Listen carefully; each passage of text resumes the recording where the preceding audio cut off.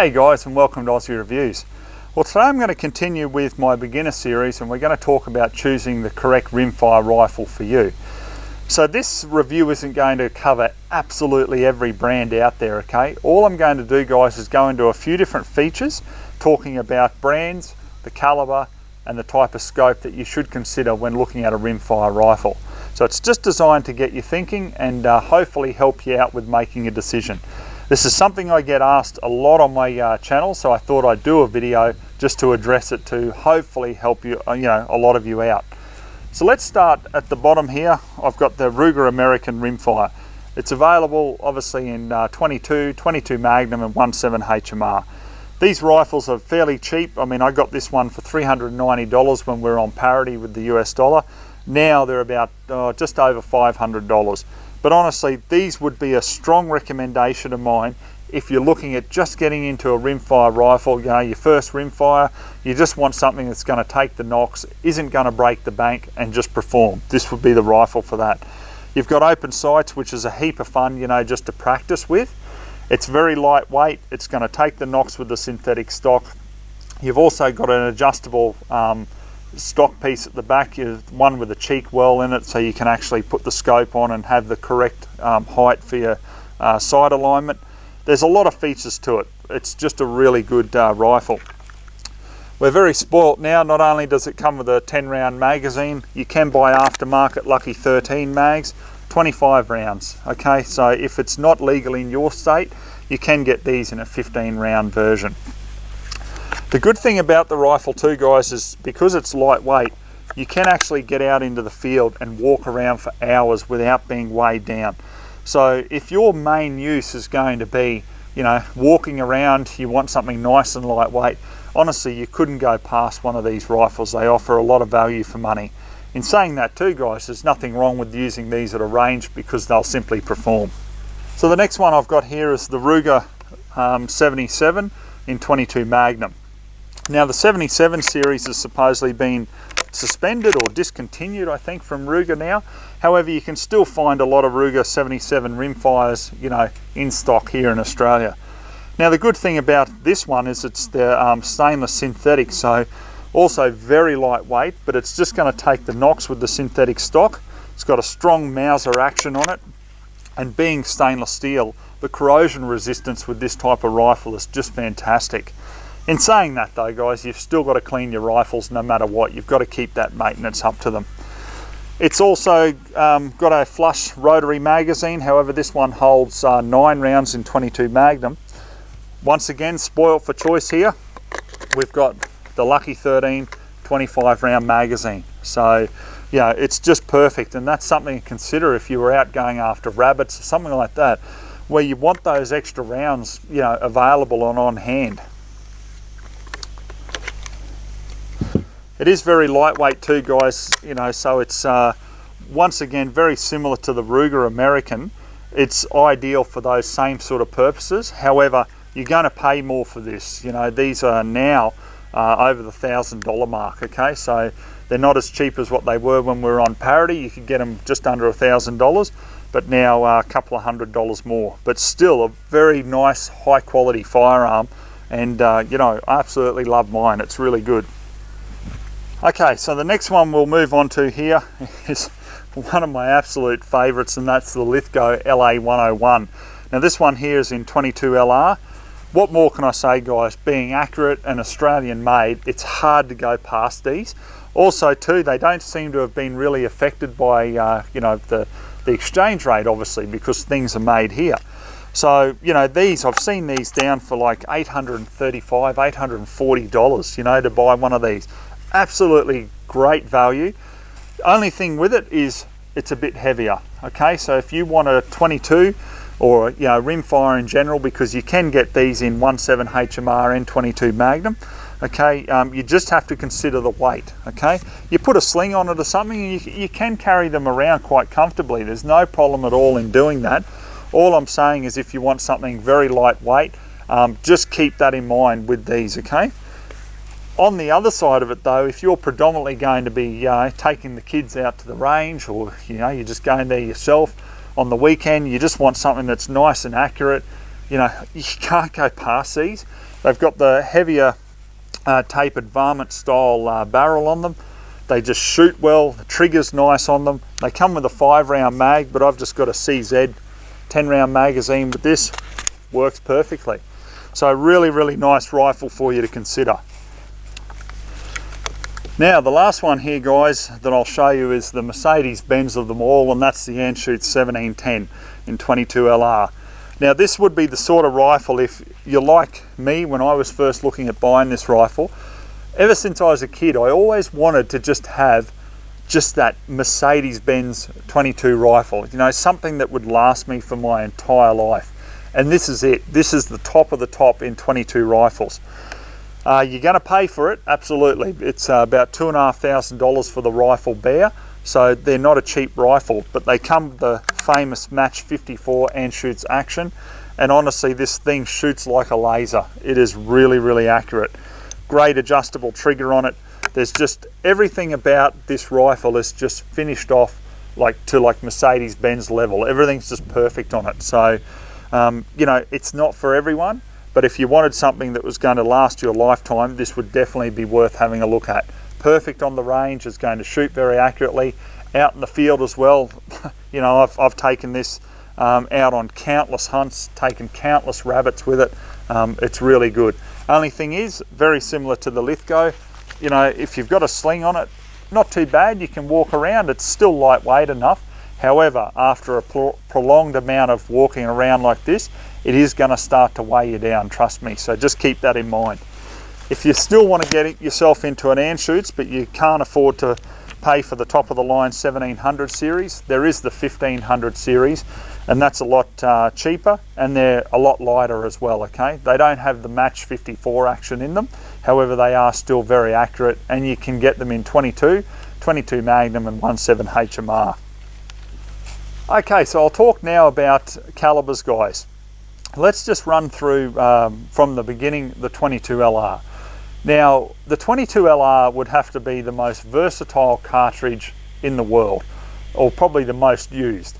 And why I say that is because, you know, it doesn't matter what you're doing. Like if you're just trying to bring a new shooter into the sport or the hobby, you know, you've got something that's cheap, it's not going to break the bank, it's not going to have a heap of recoil, there's very little noise with them. They're just a very fun caliber to use. Also, the variety of the ammunition, I mean, you can get, you know, subsonics, you can get the shorts that sound more like an air rifle when they go off. You know, then you've got your standard velocity target ammunition, then you've got your high velocity, then you've got your hyper velocity. So the range of actual ammunition you can get for a 22 LR is just amazing. They are just so popular. So if you're actually looking at one, you know, for range use, for example, okay? Now keep in mind, you know, 50 yards, you're getting some fairly good accuracy with them. Once you start taking them out to 100, okay, there's a bit more of a challenge. However, you can take them right out, okay? Don't let anyone ever tell you you can't shoot long range, like plinking I'm talking about, you know, with a 22, because you can. Quite often here on the farm, you know, like I'll put up targets out there at like 300-400 yards, okay? When I say targets, I'll just put up a can, okay? And you can walk the shot in, you can work out all your wind and everything. It's just such a fun challenge. So the 22 is perfect for that sort of thing. On the hunting side of things with the 22, obviously very small game, okay? Now what's applicable here in Australia would be rabbits. Foxes, yes, I've taken foxes before with the 22, but honestly you don't really want to be going over that 100 yards with the 22 with trying to hit a fox, and you need the correct shot placement to make it a quick and a humane kill. So that brings me on to the next one, which would be the 22 Magnum. Now the 22 Magnum is going to give you that extended range, okay? Now the only negative with the 22 Magnum is you're going to be looking at roughly about you know, 3 to 4 times the price for the ammo to run the actual rifle, okay? So if you're going out to the range and you just want to plink and have a bit of fun, consider that, you know, if you're going to look at buying a 22 Magnum, because you're going to get out there and after you put a few packets through it, it's going to start hitting you in the hip pocket, okay? On the hunting side of things, the 22 Magnum offers a massive amount of variety in actual ammunition. You can go right down, most common is 30 grain ammunition.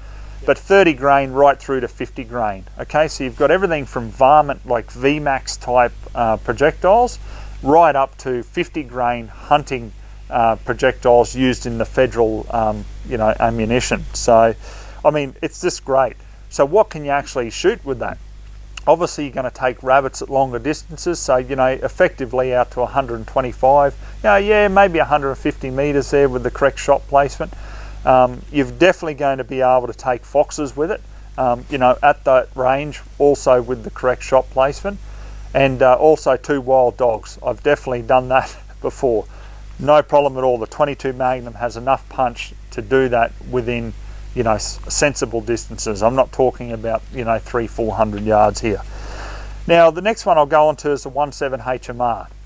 I've never really warmed to the 17 HMR myself. The only reason is I find it very limiting in its actual purpose, with its weight in projectiles. Like you've got 17 and 20 grain projectiles, very, very limited.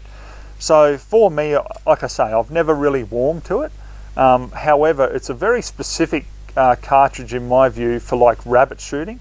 I wouldn't really be looking at taking, a lot of foxes, at extended ranges, not with that light projectile. I just wouldn't do it.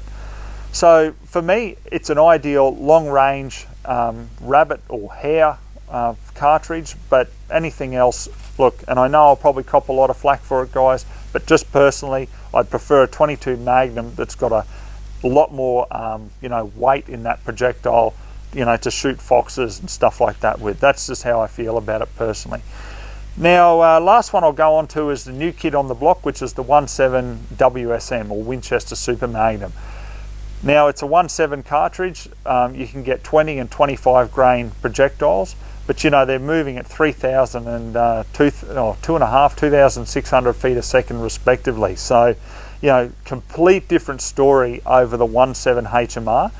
You've got a lot of punch behind it. And what I mean by that is, at 200 yards, a lot of people don't realise that the 17 WSM is hitting just as hard. There's only 7 foot-pounds of energy difference between that and the 22 Hornet using a 35 grain VMAX. That's how much energy is in those little cartridges. So perfect, complete different story. If you want to take foxes, dogs, rabbits, that sort of thing there, and you want to be able to take them, out to 200 yards, that cartridge is definitely going to do it with the correct shot placement. So guys, overall, I hope that gives you a bit of a rundown on cartridges. What you've got to look at is your main purpose. Basically, if you're out hunting most of the time, then select the suitable cartridge. If you're at the range all the time, once again, select the cartridge that isn't going to break the bank, but is still going to give you the performance for what you want to do. Now, last of all, guys, I'll talk about optic selection. This is one I get all the time, and one of my pet hates is when I see, someone who wants a rifle for hunting, and shooting game on the move, and they go and buy themselves, like a 16 power optic. I just look at it and just think, well, it defeats the purpose, because when you're actually out shooting, you've got a variable scope. So let's choose a 4 to 16, for example, okay? It's going to have a fair bit of weight, behind the optic, because obviously the bigger magnification, the more weight you're going to have generally in the optic. So if you're shooting, for example, okay, now on here we've just got Leupold VX3i. So it's a 3.5 to 10 power scope, okay, by 40 that is. So 3.5 to 10 by 40. It's nice and lightweight, it's still fairly compact. Now, as you can see here, I've still got it on from when I was out shooting last time. I've got it on 6 power. And that's because a lot of the time when you're aiming and trying to track game, if you've got it on anything more than that 6 power, you're just going to lose it in your field of view, because your field of view is too narrow. Okay, you've got to wind it back to a suitable magnification so that you can actually track game and keep on them. Very much the same too if you're out shooting from a vehicle. You might want a little bit more magnification if you're shooting out long range, or you're just you're pretty much lying prone, just waiting for different game to come in. But once you fire that first shot, whatever it is, whether it's rabbits, whether it's dogs, whatever, they're going to scatter.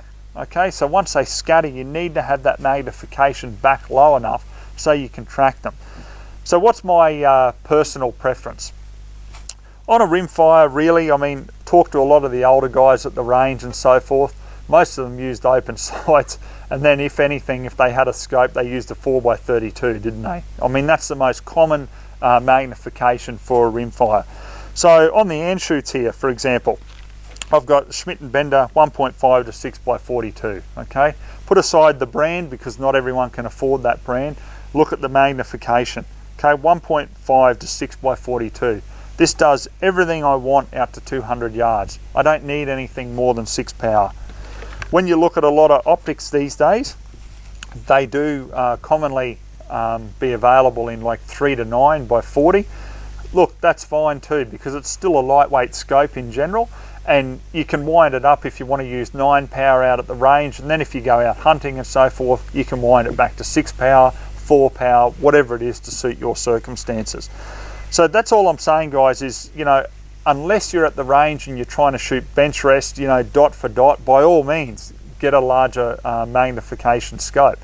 However, if you want like a dual purpose and you want to actually go out hunting, you know, make sure you choose a scope that's correct for you, and one that is lightweight in general. If you go buying a big scope and it weighs you down, it's just going to defeat the purpose for hunting. You're going to be carrying around with a sling. It's going to get very uncomfortable after a while because of the weight. And obviously that's not what you want. You want your shooting experience to be fun. All right, guys, so that pretty much wraps it up. I hope that sort of answered a lot of questions, because like I say, I get asked this a lot on the channel, and I've responded individually to everyone who's asked for help. So hopefully this can sort of gather a lot of the answers that people are looking for and help you make the right decision. Anyhow, guys, hope you enjoyed the review. So till next time, we'll catch you then.